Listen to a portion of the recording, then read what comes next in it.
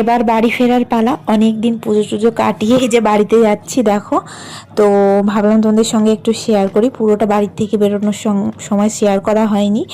তো দেখো কত সুন্দর, মানে এটা সন্দেশখালি।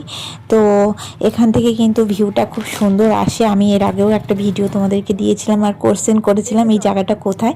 তো সন্দেশখালি অ্যাকচুয়ালি।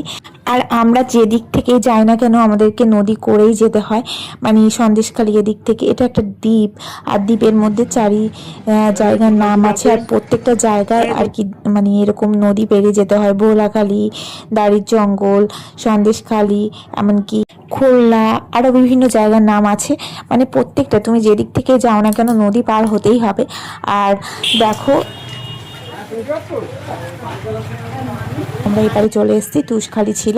আর এখানকার রাস্তার হালটা দেখো, সিরিয়াসলি বলার মতো ছিল না।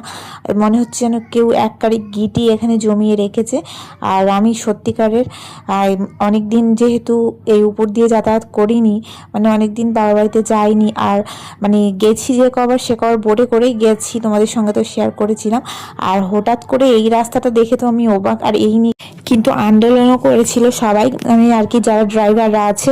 তো নর্মালি এমনি যা হোক করে একটু সমান করে দিয়ে আবার সেই যেইকে সেই হয়ে গেছে। আর যা ছিল তার থেকেও আরও বেহাল অবস্থা, মানে খুবই বাজে অবস্থা। দেখতেই পাচ্ছ আমি প্রচুরবার মানে আমাদের গাড়ি থামাতে হয়েছে। আর এরকম রাস্তায় মানে গাড়ি চালানোটাও রিস্ক, আর বাচ্চা কাচ্চা নিয়ে তো একদম ভীষণ রিস্ক। তো পুরো রাস্তাটাই এইরকম।